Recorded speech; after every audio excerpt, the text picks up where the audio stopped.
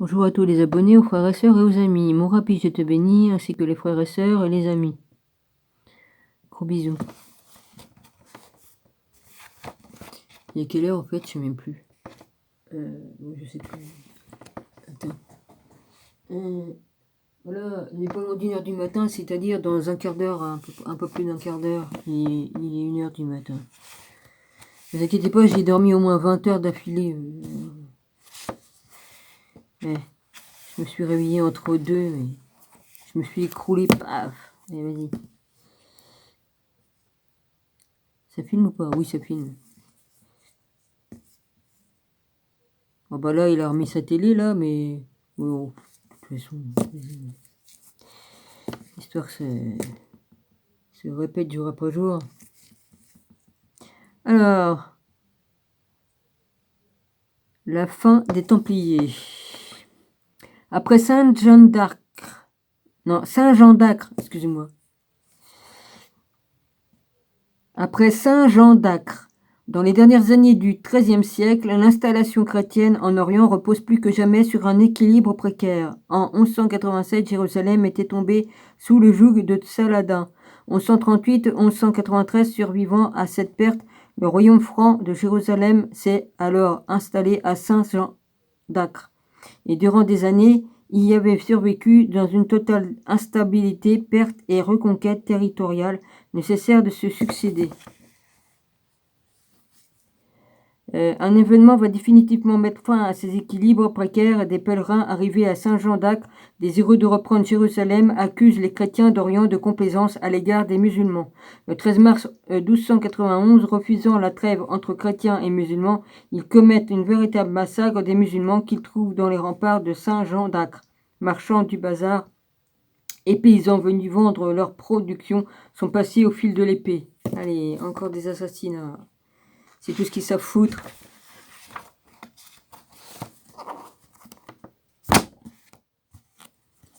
Comment voulez-vous que le monde tourne rond avec des gens comme ça qui massacrent à droite, à gauche? De la ville comme les grands maîtres des ordres militaires installés à Saint-Jean d'Acre, condamnant cette action et décident d'en prévenir le sultan Ashraf. Bah, faut me pardonner pour le nom, hein, je sais pas le prononcer, donc Oli. Voilà. Hein.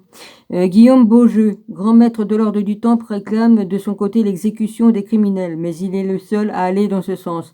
Un mécanique meurtrière s'est mis en marche que rien ne pourra retenir.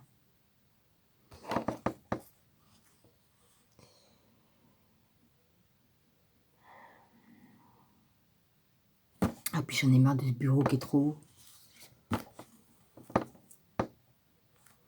Refusant les présents qu'ils lui ont envoyés en gage d'excuses, Al-Ashraf lance le siège de Saint-Jean d'Acre, devant les remparts de laquelle il arrive le 5 février 1291. Guidé par Guillaume de Beaujeu, les Templiers résistent en vain. Lors d'un de ces combats, Guillaume de Beaujeu reçoit une flèche sous l'aisselle.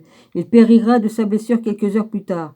Durant plusieurs jours, la population qui finit par se réfugier dans la forteresse des Templiers résiste. C'est ce que ce dernier bastion succombe à son tour. Le 28 mai, à partir de là, plus rien n'arrêtera les musulmans. Repliés à Sidon, le nouveau grand maître des Templiers, Thibaut de Gaudin, prend le chemin de Chypre pour y chercher des renforts.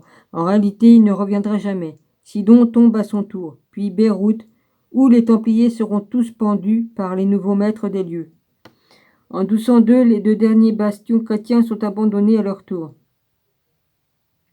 La chute de Saint-Jean d'Acre a définitivement dessiné, c'est ça? Ouais, c'est ça. Une nouvelle carte du monde. N'ayant plus rien à faire en Orient, de nombreux Templiers reprennent le chemin de l'Europe où ils s'installent dans les commanderies de l'ordre. Pardonnez-moi, mais je suis toujours fatiguée. Hein, ça demande beaucoup d'énergie pour lire. C'est pas facile. Un nouvel état pour eux qui n'est pas sans poser question chez leurs distracteurs. L'ordre ayant été fondé pour défendre les pèlerins en Orient, et celui-ci étant tombé entre les mains des musulmans, quel dès lors Quelle est dès lors l'utilité de l'ordre du Temple? Le pape, le roi et le pouvoir. À côté d'une fragilisation de légitime du Temple, de la légitimité du Temple, un second facteur allait voir des conséquences directes sur la chute de l'ordre. C'est le conflit qui oppose durant cette période le pape Boniface VIII, vers 1235, mort en 1303, et le roi de France Philippe le Bel, 1268, mort en 1314. Le point du départ de la querelle, loin d'être idéologique et économique, le roi de France s'est attribué le droit de taxer les biens de l'Église situés dans son royaume. Ce que conteste le pape, ce dernier va donc s'efforcer d'imposer la supériorité du pouvoir spirituel sur le temporel. En 1202, il publie ainsi la bulle Utam Sanctam, Unam Sanctam, destinée à soumettre le roi au pape. Mais l'épisode le plus marquant de cette lutte est certainement l'attentat d'Agnani, menacé d'excommunication. Philippe le Bel, sur le conseil de son nouveau chancelier Guillaume de Nogaret, vers 1265-1313, convoque un concile œcuménique à Lyon. Le but est de juger et de déposer le souverain pontife. Informé, ce dernier hâte la préparation de la bulle destinée à excommunier officiellement le roi de France, Super Patri Solio, ce qui inspire une nouvelle réaction de Nogaret, déterminé à interrompre l'action de Boniface VIII. Il lève une véritable... Oh ta gueule, c'est pas le moment de chanter, espèce d'abruti, là, j'en ai marre de ce dingue. Voilà, il s'amuse à taper, vous entendez? Voilà, puis il balance des trucs.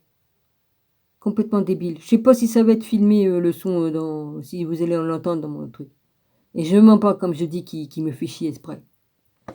Je mens pas. Il dit, oh, je l'entends pas, il faut que je l'emmerde. Il est 1h du matin, hein.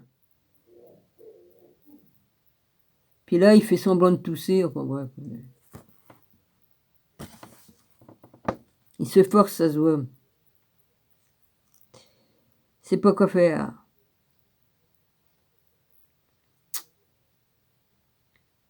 C'est ainsi. C'est pour ça que je suis complètement KO.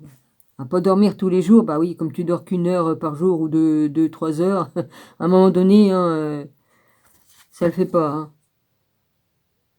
Dieu nous a créés de manière à ce qu'on dort 5 ou 8 heures par jour, ça dépend des gens.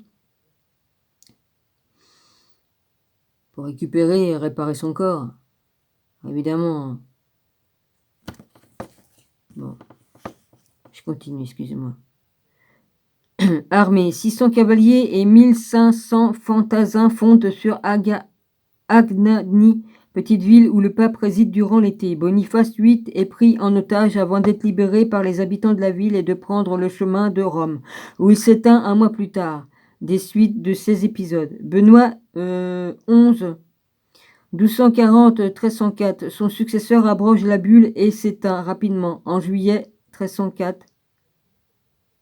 Élu à sa suite en 1305, Clément V, vers 1264-1314, est un pape français. En 1309, il installe la papauté à Avignon et en 1311, lève toutes les condamnations contre Philippe le Bel. Il s'en fout, lui. Lui, par exemple, la dame, elle va venir y apporter sa bouffe le soir, ou je sais pas quoi. Et après, non, c'est pas vers le soir. Des fois, elle vient vers 5h30, ou ça dépend, ouais, ça dépend des jours. Et puis après, il va se recoucher pendant 2-3 heures, puis comme ça, bah, il est en forme après pour pas me faire chier. Puis après, bah, il peut reprendre ses trucs jusqu'à 4h du matin, hein, il a pas de mal. Hein. C'est ainsi. Je sais, je mélange tout, mais c'est pas grave ça. Vous avez pris l'habitude, les gars. Les abonnés, vous avez pris l'habitude. Excusez-moi, j'ai des douleurs, c'est tout. Ça va passer. Alors, celui-ci donc plus ou moins reprit le contrôle de la situation, mais une épine demeure dans son pied. C'est l'ordre des Templiers, sur lequel il n'a absolument aucune prise et qui incarne à ses yeux la menace religieuse. Guillaume de Nogaret. Enfin, j'en suis d'où 9 minutes. Guillaume de Nogaret. Enfin, un troisième élément allait plus directement encore entraîner la chute des Templiers. C'est la haine aussi viscérale qu'inexpliquée que leur voue Guillaume de Nogaret, s'appuyant sur l'inquiétude du roi de France relatif à l'ingérence de l'Église sur son territoire. Il parvient à lui rendre suspect les Templiers. Philippe le Bel va enfin tenter de les placer sous son contrôle. Pour ce faire, il va demander à être affilié à l'ordre du titre honorifique, ce que refuse le grand maître des Templiers. En réponse, Philippe le Bel va chercher à réduire leur puissance militaire, arguant que les ordres religieux militaires ont perdu de leur raison d'être. Ça vaut le coup que je lise ce livre-là parce que ça remplit un peu ce que j'ai lu sur le Da Vinci Code. Ça continue sur le... Voilà, ça rejoint, je veux dire. Voilà, ça rejoint.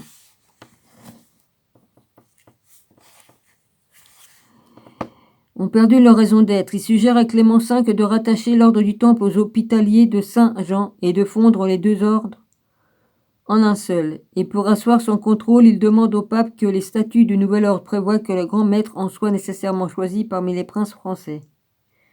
Ouais. Cette supposition se heurte à un refus catégorique du nouveau grand maître de l'ordre du Temple, Jacques de Molay, entre 1244 et 1249, 1314, élu en avril 1292. Ce dernier met en avant le trop grande différence des règles entre les Templiers et les Hospitaliers. Le pape ne peut qu'acquiescer. Ce nouveau échec ne fait qu'attirer la défiance de Philippe le Bel. Pour ça encore profiter Nogaret. Pour arriver à ses fins, ce dernier va s'appuyer sur les affirmations qui se mettent à circuler à propos des déviances des Templiers. Celui-ci émerge des alentours de 1305 entre des circonstances qui restent troubles. Les chroniques qui évoquent la façon dont les secrets des Templiers a été rompus et a commencé à être connu de certains ne s'accordent en effet pas toutes entre elles. Selon la version donnée par les chroniqueurs florentins de Giovanni Villani vers 1276-1348, le point de départ du scandale des Templiers serait un certain Esquin Floyarian, Floyran,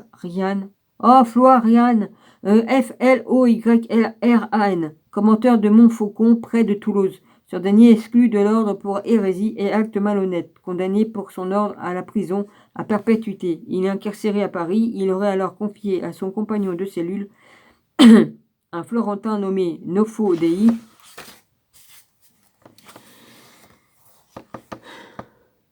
les pratiques déviantes des Templiers, qu'il a inventé, oui. Nofo Dei, voyant dans ces informations une occasion d'acheter sa liberté, se sera empressé de les faire remonter à qui était en position de le libérer.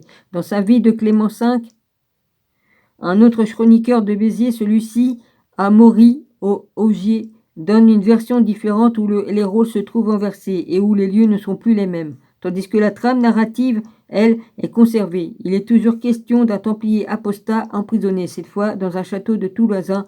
Dans sa cellule se trouve un être incarcéré, un bourgeois de Béziers nommé Séquin, ou Squin, de Floran, à qui le Templier s'ouvre des vices de son ordre. Dès lors, comme dans la version de Villani, le compagnon de Géol cherche à tirer profit de la confidence. Il obtient de ses gardiens d'être conduit devant le roi de France afin de lui révéler ce qu'il a appris. Ces divergences s'appliquent par les approximations des chroniqueurs de l'époque, à qui il arrive de mélanger plusieurs événements. En l'occurrence, ici, Villani a traversé la figure de Nofo Dei, introduit un personnage impliqué dans une toute autre affaire que celle des Templiers, bien que similaire par de nombreux aspects. C'est le procès de l'évêque Guichard et Troyes qui se tient en 1308. Toi, tu vas arrêter de me casser les couilles parce que je vais te dire que, vu la demande que j'ai fait en haut, là, au ciel, je te raconte pas.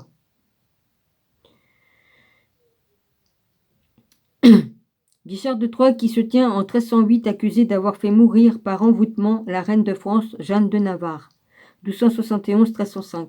Épouse de Philippe le Bel. L'évêque Guichard est entraîné dans un procès en sorcellerie par Nogaret et le roi pour les mêmes raisons qui ont traduit au procès des Templiers. Ouais, bah il a rouvert les gros trucs, là, c'est pour ça qu'il a fait du boucan, là. Pour que j'ai bien froid au cul. De toute façon, c'est ce qu'il fait tous les jours. La soumission du domaine est religieux au pouvoir capétien. Or, c'est dans la liste des témoins impliqués dans ce procès qu'est cité Nofo-Dei.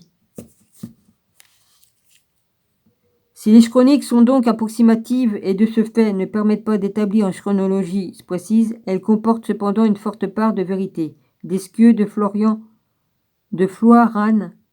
Oh, vous me faites chier avec vos noms. Puis j'ai pas la tête, hein. Je vous assure que j'ai vraiment pas la tête. Je le fais parce que j'ai mes abonnés et tout ça, mais il y a des jours, vas-y. Hein. Au Floirac a en effet été conservée une lettre datée du 28 janvier 1308, où il se vante auprès du roi d'Aragon Jacques II d'être l'homme qui a révélé les faits concernant les Templiers au seigneur roi de France. Quelle que soit la façon exacte dont ces affirmations émergent, elles sont rassemblées par Guillaume de Nogaret. Celui-ci réunit les pièces à conviction qui lui serviront pour remporter la guerre contre les Templiers pour être plus efficace. Il fait infiltrer l'ordre par ses agents afin qu'ils demandent leur réintégration. Il manipule certains Templiers qui, à cause de ces pratiques, avaient quitté l'ordre. C'est pour Nogaret autant de sources d'informations. Parallèlement, Nogaret organise une campagne de diffamation publique contre le temple. Les trouvères, les forains, les aubergistes relaient les allégations contre. Alors, cité en Dumurgier, Alain de Templier, un chevalerie chrétienne au Moyen-Âge. Point histoire, le seuil de Paris. Allégation contre. C'est ma allégation ou allégation? Je vois rien. Allégation, pardon. Allégation, les Templiers et l'opération a un but, noircir ceci dans l'esprit de la population et, ce faisant, la préparation à une action contre les moines soldats. Vers l'inéluctable fin, je vous le ferai plus tard. Hein. Là, j'ai fait 17 minutes et quelques. Je vais m'arrêter. Je vous embrasse tous et soyez tous bénis. Voilà. Je vous remercie. Sinon, je pouvais aller jusqu'à 28, je sais pas combien. Oh, puis je peux pas toucher au fil sans que ça fasse sursauter la batterie, là, c'est pourri. Allez, je vous embrasse tous, soyez tous bénis et je vous dis à demain. Enfin, à demain, on y est déjà.